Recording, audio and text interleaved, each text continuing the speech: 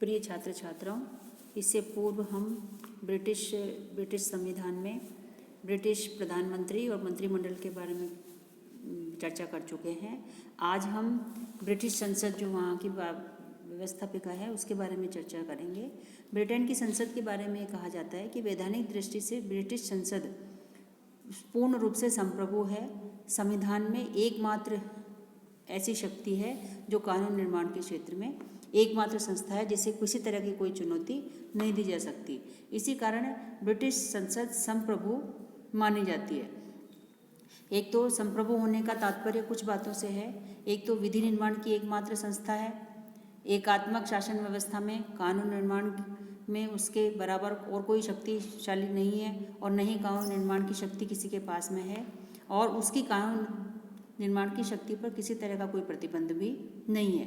एक इस मामले में हम उसे संप्रभु मान सकते हैं कि किसी भी कानून में परिवर्तन करने की उसमें क्षमता है। वो ब्रिटेन के किसी भी कानून को जब चाहे परिवर्तन कर सकती है। न्यायिक पुनरावलोकन की व्यवस्था है वहाँ पर की व्यवस्था नहीं है, जिसके कारण भी ब्रिटिश संसद कानून निर्माण के क्षेत्र में एकमात्र संप्रभु संस्था है। सैद्धांतिक तौर पर तो हम ये मान सकते हैं कि वो संप्रभु है, लेकिन यदि वास्तविक रूप से हम देखें तो उसकी शक्तियों पर अनेक तरह के प्रतिबंध हैं जो कि उसकी शक्तियों को कम करते हैं, जिसमें कुछ बिंदुओं पे हम चर्चा करना चाहेंगे। जैसे कि जनमत कि लाट सभा की शक्तियां कम होने के बाद में लोक सदन क्या बन गया, एक ऐसा संगठन बन गया जो कि जनता के द्वारा निर्वाचित है। उसे संसद की संप्रभुता से आज हम यदि कोई तात्पर्य मानते हैं तो वो लोक सदन की ही संप्रभुता है, और लोक सदन में चूंकि निर्वाचित व्यक्ति आते हैं, अतः कोई भी सदन जनता के विरुद्ध कानून निर्माण का साहस नहीं कर सकता। तो एक तो प्रतिबंध उस पर जनमत का है। दूसरा यदि प्रतिबंध हम माने तो नैतिक बंधन है कि ब्रिटेन में पूरा जो संविधान है वो परंपराओं पर आधारित है। बहुत सारे ऐसे नैतिक बंधन होते हैं कि उन नैतिक बंधनों के विरुद्ध कोई भी सरकार कानून का निर्माण नहीं कर सकती। तो ब्रिटिश संसद भी उनके विरुद्ध नहीं जा सकती। परंपराएं 90% संविधान परंपराओं पर आधारित है। तो सुस्थापित परंपराएं जो एक लंबे समय में व्यवहार के कारण स्थापित हुई हैं, उनके विरुद्ध कानून का निर्माण भी संसद नहीं कर सकती, क्योंकि इससे उसे जनमत के विरुद्ध होने का खतरा होता है। एक है विधि का शासन। ब्रिटेन के संविधान की एक महत्वपूर्ण विशेषता है विधि का शासन। विधि के शासन से तात्पर्य है कि वहाँ पर हर व्यक्ति कानून के अधीन है। तो ऐसी स्थिति में कानून के विरुद्ध उनके विरुद्ध किसी तरह के कानूनों का निर्माण नहीं किया जा सकता। और एक हम क्यों ब्रिटेन की संसद पर सीमा है कि वेस्टमिनिस्टर अधिनियम ब्रिटेन में एक ऐसा अधिनियम है जिसके द्वारा ये व्यवस्था की गई थी कि वहाँ पर जो अधिराज्य हैं उनके लिए संसद कानून का निर्माण नहीं कर सकती जब तक कि अधिराज्य इस हेतु स्वयं अपनी तरफ से कोई प्रार्थना न कर दे। यदि वो प्रार्थना करते हैं तो ही ब्रिटिश संसद उनके लिए कानून का निर्माण कर सकती है, अन्यथा वो कानून का निर्माण नहीं कर सकती। एक और कारण जो कि उसकी शक्तियों पर प्रतिबंध है वो है प्रदत्त व्यवस्थापन। प्रदत्त व्यवस्थापन का तात्पर्य है कि संसद जितने भी कानूनों का निर्माण करती है वो एक तरह से अस्थि पंजर के समान होते हैं।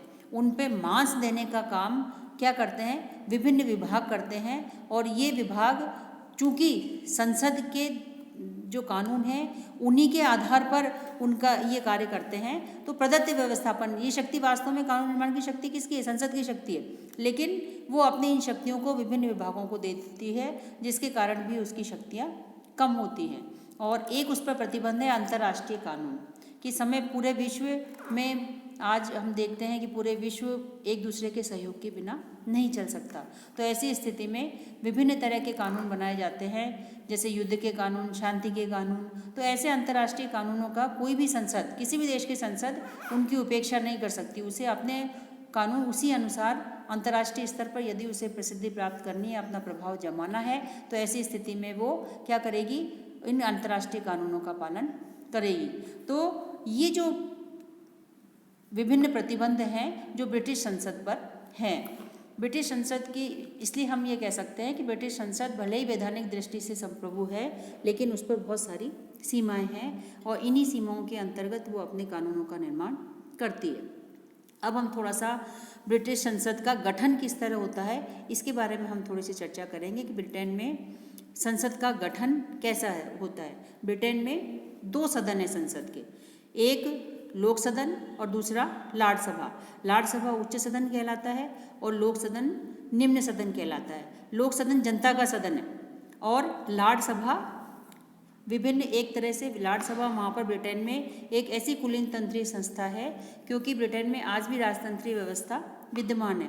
तो राजतंत्रीय व्यवस्था के रूप में सम्राट है, लेकिन सम्राट के जो विभिन्न जो वर्ग हैं, जो उच्च वर्ग हैं, उनको उनसे मिलाकर एक संस्था बनाई गई जिसका के नाम लाड सभा रखा गया। तो ये ब्रिटेन का द्वितीय सदन है जो कि लाड सभा के रूप में है। और लाड सभा में कौन कौन लोग होते हैं? लाड सभा में बहुत सारे उनके सदस्य होते हैं, जैसे कि राजवंश के राजकुमार, जैसे कि वंश परंपरा के आधार पर पीयर, और वंश परंपरा के आधार पर जो पीयर बनाए जाते हैं वो संपूर्ण सदन के 90% होते हैं। कुछ परंपरागत पीयर होते हैं, स्कॉटलैंड के परंपरागत पीयर होते हैं, उनकी भी कुछ निश्चित संख्या होती है। कुछ आजीवन पीयर होते हैं, जैसे 1958 में आजीवन पीयर अधिनियम बनाया गया, जिसके द्वारा वहाँ पर कुछ सदस्यों को आजीवन पीयर बनाया गया। कुछ क्या होते हैं कि कानूनी लाड होते हैं, कुछ आध्यात्मिक लाड होते हैं। कानूनी लाड तो वो होते हैं जो कि न्याय के क्षेत्र में विशेषज्ञ होते हैं और समय समय पर न्याय के क्षेत्र में उनकी सेवाएं ली जाती हैं। कुछ आध्यात्मिक लाड भी होते हैं, क्योंकि वहाँ पर सम्राट क्या है, वो चर्च का अध्यक्ष है। तो ऐसी स्थिति में वो कुछ आध्यात्मिक लाडों की भी लाड सभा में नियुक्ति करता है, जो कि लाड सभा के सदस्य के रूप में सम्राट के उत्तराधिकारी, सम्राट के सदस्य होते हैं, उत्तराधिकारी नहीं, सम्राट के सदस्य होते हैं। लाड सभा की अपने कुछ विशेषाधिकार भी हैं, जैसे कि परंपरागत विशेषाधिकार। जब ये कुलीन संस्था थी, जब राजतंत्रीय व्यवस्था थी, तब तो उसके परंपरागत अधिकार बहुत सारे थे। तो उन परंपरागत अधिकारों तो आज लगभग ये मानते हैं हम कि समाप्त हो गए, लेकिन फिर भी कुछ ऐसे अधिकार हैं उसके पास में, लाड सभा के पास में, जो कि प्राय संसद के सदस्यों के पास में होते हैं। जैसे कि उनको भाषण देने की स्वतंत्रता प्राप्त है, वो जैसा चाहे भाषण दे सकते हैं। सदन में जो बात वो कहते हैं उस बात पर उनके खिलाफ न तो मुकदमा दायर किया जा सकता है और न ही उनके खिलाफ किसी तरह का विरोध किया जा सकता है। दूसरा कि क्या विशेषाधिकार है उनका कि सत्र के समय उन्हें गिरफ्तार नहीं किया जा सकता। जब भी संसद के सत्र चल रहे होते हैं तब उन्हें गिरफ्तार नहीं किया जा सकता। एक और महत्वपूर्ण विशेषाधिकार जो कि लोक सदन के सदस्यों के पास में, जो दूसरा सदन है उसके पास में नहीं होता, कि लाड सभा के सदस्य सीधे सम्राट से वार्ता कर सकते हैं, जबकि लोक सदन के सदस्य प्रधानमंत्री के द्वारा या प्रधानमंत्री के द्वारा वार्ता कर सकते हैं, उनसे समय लेकर वार्ता कर सकते हैं, लेकिन ये सीधे बिना समय लेकर जब चाहे सम्राट से वार्ता कर सकते हैं। और एक लोक सदन के चुनाव में मताधिकार का इनको अधिकार नहीं होता है, उम्मीदवार नहीं खड़े कर सकते। इनके लिए 1957 से कुछ दैनिक भत्तों की भी व्यवस्था की गई है, इसलिए ताकि ये उसकी सदन की बैठकों में उपस्थित हो सके। लोक सदन में इसलिए लाड सभा का अध्यक्ष भी होता है, इसमें एक अध्यक्ष जो कि लाड चांसलर कहलाता है, जिसकी नियुक्ति प्रधानमंत्री के द्वारा की जाती है। उसे मंत्रिमंडल के सदस्य, वो मंत्रिमंडल का भी सदस्य होता है और प्रधानमंत्री के समान ही उसके वेतन और भत्ते होते हैं। सदन की कार्यवाही संचालन में उसका महत्वपूर्ण स्थान होता है। उसका हालांकि वो वोट नहीं दे सकता, लेकिन फिर भी बैठकों की अध्यक्षता वो करता है। उसे एक मत देने का अधिकार होता है, लेकिन निर्णायक मत वो नहीं दे सकता है। न्यायपालिका का अध्यक्ष जो कानूनी लाड होते हैं वो होते हैं वहाँ पर। तो इस तरह लोक सदन की लाड सभा की क्या की जाती है, रचना की जाती है। यहाँ पर ब्रिटिश राजनीति में लाड सभा की हम क्या स्थिति है ये देखने का प्रयास करेंगे थोड़ा सा, कि 18वीं शताब्दी तक तो लाड सभा की शक्तियाँ लोक सदन के समान थी, क्योंकि दोनों सदन समान हुआ करते थे, दोनों सदनों किसके, राजा के प्रति उत्तरदायी होते थे। लेकिन जैसे जैसे लोक सदन जनता का सदन बना और लाड सभा एक तरह से कुलीन तंत्रीय संस्था बन गई, उच्च वर्ग की संस्था बन गई, तो ऐसी स्थिति में उनके संबंध धीरे धीरे क्या होने लगे, बिगड़ने लगे। तब तक तो मैत्रीपूर्ण संबंध रहे क्योंकि दोनों के समान अधिकार थे, लेकिन जैसे जैसे लोक सदन के अधिकार बढ़ते गए, लाट सभा की शक्तियाँ कम होने लगी, वैसे वैसे दोनों के संबंध बिगड़ने लगे। और इसके पीछे प्रमुख कारण था कि लाट सभा भी अपने आप को लोक सदन के समान ही शक्तिशाली बनाना चाहती थी, लेकिन ऐसा नहीं हो पाया क्योंकि एक ये हम देख सकते हैं कुछ उदाहरणों के माध्यम से। जैसे 1860 में बजट में 1867 के सुधार अधिनियम में लाट सभा और लोक सदन के बीच में संघर्ष हुआ। प्रत्येक बार उसे मुंह की खानी पड़ी, पराजय मिली उसको। और 1885 और 1905 का वो समय था जब लाट सभा और लोक सदन में बहुत ज़्यादा विधेयक पर तनातनी हुई और कई ऐसे महत्वपूर्ण विधेयक जो कि ब्रिटिश संविधान में महत्वपूर्ण स्थान रखते थे, वो विधेयक पारित नहीं हुए।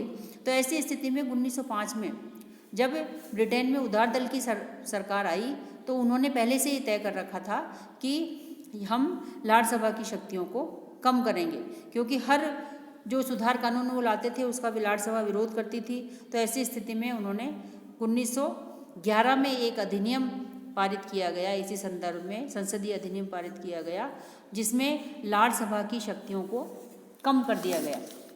और लाट सभा की शक्तियों को कम करने के पीछे यही उद्देश्य था कि जो लोकमत है वो ज़्यादा प्रभावी हो, कुलीन तंत्र ज़्यादा प्रभावी न हो।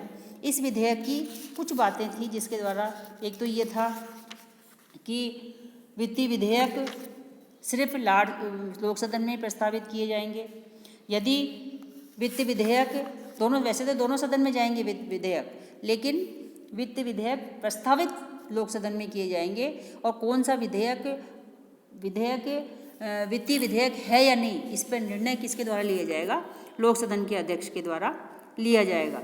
हाँ, तो ज़्यादा से ज़्यादा लाट सभा को ये अधिकार दिया गया कि वित्तीय विधेयक जब सदन में आए तो वो एक माह तक उन पर विचार कर सकती है। यदि एक माह में यदि वो पारित नहीं करती है उनको, तो ऐसी स्थिति में वो स्वतः ही पारित मान लिए जाते हैं। जैसे साधारण विधेयक के बारे में हम बात करें कि साधारण विधेयक में भी लाट सभा की शक्तियां हमें थोड़ी सी कम दिखाई देती हैं कि वैसे तो साधारण विधेयक किसी भी सदन में प्रस्तुत किए जा सकते हैं और दोनों ही सदनों में उनमें 3 वाचन होने आवश्यक है। लेकिन यदि लोक सदन में विधेयक पारित होकर लाट सभा में आ गया है और लाट सभा उसे पारित नहीं करती है, 1 वर्ष तक उस पर विचार नहीं करती है, तो वो अपने आप ही क्या है, पारित मान लिया जा सकता है। तो ये कुछ 1911 के अधिनियम में कुछ परिवर्तन किए गए। एक परिवर्तन ये किया गया कि पहले कार्यकाल 7 वर्ष हुआ करता था लाट सभा का, अब कार्यकाल कितना कर दिया गया, 5 वर्ष कर दिया गया। वो भी इसीलिए ताकि सदन में हमेशा क्या है, नए नए सदस्य आते रहें। और शक्तियों के बारे में यदि हम लाट सभा की शक्तियों के बारे में बात करें तो लाट सभा की शक्तियाँ कुछ उसमें विभाजित कर सकते हैं, जैसे कि विधायी शक्तियाँ, कार्यपालिका संबंधी शक्तियाँ, न्यायिक शक्तियाँ, धार्मिक शक्तियाँ। तो विधायी क्षेत्र में हम देखते हैं, सबसे पहले विधायी क्षेत्र पर हम चर्चा करेंगे कि विधायी क्षेत्र में 1911 से पूर्व तक तो लाट सभा और लोक सदन दोनों की शक्तियां समान हुआ करती थी। लेकिन 1911 के अधिनियम के बाद में अब लाट सभा को सिर्फ इतना ही अधिकार है कि वो किसी भी साधारण विधेयक को 1 वर्ष तक रोक सकती है। 1 वर्ष के बाद में यदि वो उसे पारित नहीं करती है तो वो अपने आप ही पारित मान लिया जाता है। ठीक उसी तरह वित्तीय क्षेत्र में हम देखें कि वित्तीय क्षेत्र में धन विधेयक सिर्फ लोक सदन में ही प्रस्तावित किए जाएंगे। कॉमन सभा का स्पीकर ही ये निर्णय करेगा कि कौन सा विधेयक धन विधेयक है। लाट सभा धन विधेयक को 1 मास से अधिक नहीं रोक सकती। 1 मास से अधिक की देरी होने पर विधेयक को सम्राट की स्वीकृति के लिए भेज दिया जाता है और इस प्रकार धन विधेयक पर लाट सभा 1 मास तक ही विचार कर सकती है। हाँ, एक कार्यपालिका संबंधी शक्तियों की जब हम चर्चा करते हैं तो कार्यपालिका संबंधी शक्तियाँ किसकी, लोक सदन की और लाट सभा की एक तरह से समान शक्तियाँ हैं। और हम यदि देखें तो कार्यपालिका शक्तियों का प्रयोग लाट सभा ज़्यादा प्रभाव के साथ में कर सकती है। वो ऐसे कि वो मंत्रिमंडल को केवल कॉमन सभा ही अध्यक्ष कर सकती है, लाट सभा नहीं। लेकिन फिर भी मंत्रिमंडल केवल कॉमन सभा के प्रति ही उत्तरदायी हो ऐसा नहीं है। लाट सभा के सदस्य भी मंत्रियों से प्रश्न पूछ सकते हैं, उनसे वाद विवाद कर सकते हैं, उनसे शासन संबंधी जानकारियां ले सकते हैं। तो ये कार्यपालिका संबंधी शक्ति है। एक तरह से मंत्रिमंडल पर नियंत्रण करने का काम लाट सभा और लोक सदन दोनों मिलकर ज़्यादा प्रभावी ढंग से कर सकते हैं। कुछ न्यायिक शक्तियाँ भी होती हैं लाट सभा के पास में, कि उससे पहले तक तो 1905 में वहाँ पे सर्वोच्च न्यायालय की स्थापना की 2005 में, लेकिन इससे पहले लाट सभा को न्यायिक क्षेत्र में महत्वपूर्ण शक्तियाँ प्राप्त थी। लाट सभा सर्वोच्च अपीलीय न्यायालय हुआ करती थी। समस्त कार्य लाट सभा के द्वारा जो कानूनी लाड़ होते थे वो करते थे और उनकी अध्यक्षता लार्ड चांसलर करता था।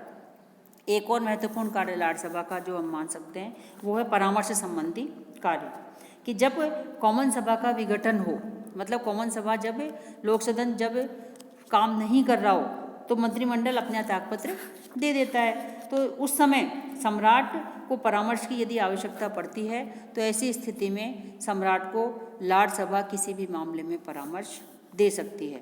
तो ये कुछ लाट सभा की शक्तियाँ थी। लाट सभा की आलोचना भी की जाती है शक्तियों के मामले में। लाट सभा वैसे ही लाट सभा के लिए कहा जाता है कि विश्व का सबसे दुर्बल सदन है और इसी आधार पर उसकी आलोचना भी की जाती है। कुछ लोग ये कहते हैं कि ये लाट सभा अप्रजातांत्रिक संस्था है, इसमें जो सदस्य हैं वो जनता के द्वारा नियुक्त नहीं है, वंश परंपरा के अनुसार उनको चुनाव होता है उनका, और उनमें न योग्यता का ध्यान रखा जाता है ना उनके किसी तरह पर विचार किया जाता है और उनकी रुचि भी नहीं होती। वो जब भी संसद की बैठकें होती हैं तो उसमें भाग भी नहीं लेते वो, तो सभी वर्ग का नहीं तो वो प्रतिनिधित्व करते हैं। तो ऐसी स्थिति में लाट सभा क्या है, एक कमज़ोर सदन है। दूसरा यदि हम विचार करें कि धनपतियों का गढ़ है, कि बड़े बड़े उद्योगपति व्यवसायियों इनको सम्राट के द्वारा नियुक्त किया जाता है। वंश परंपरा के आधार पर राजवंश के जो राजकुमार होते हैं वो सारे धनपति होते हैं। तो ऐसी स्थिति में ये साधारण जनता की समस्याओं को नहीं समझ पाते। तीसरा जो इसकी आलोचना की जाती है वो है अनुदारवादियों का प्रभुत्व, कि सामंती और धनिक वर्ग का प्रभुत्व होने के कारण ये जो सदन है वो सदा ही क्या करता है, प्रगतिशील विचारधारा का विरोध करता आया है। क्योंकि अनुदार दल की सरकार बनने में कोई रुकावट नहीं डालता, परंतु उदार दल की सरकार बनने में या प्रगतिशील कानून जो भी लोक सदन में पारित करने का प्रयास किया जाता है उसमें लाट सभा हमेशा रोड़े डालती है, रुकावट डालती है। तो यहाँ पर चूंकि अनुदारवादियों का प्रभुत्व है इसलिए यहाँ पर जो सुधार संबंधी कार्य हैं उनमें ये सहयोग नहीं कर पाती। एक है सदस्यों की उदासीनता, कि लाट सभा के अधिकांश सदस्य व्यवस्थापन कार्य के प्रति उदासीन रहते हैं। अधिकांश सदस्य सदन की कार्यवाही में कोई रुचि नहीं रखते। वो सिर्फ सैकड़ों सदस्य होते हैं, इसकी सदस्य संख्या करीबन वर्तमान समय में देखें तो 758 के आसपास है, लेकिन फिर भी मात्र 3 जो सदस्य हैं वो सदस्य ही इसकी एक तरह से वो होती है, गणपूर्ति होती है। तो ये गणपूर्ति, इतने बड़े सदन की गणपूर्ति मात्र 3 सदस्य रखना भी अपने आप में एक आलोचना का बिंदु है। और शक्तिहीन सदन है, शक्तियों के मामले में हमने देखा कि लाट सभा के पास में कोई महत्वपूर्ण शक्तियाँ है ही नहीं।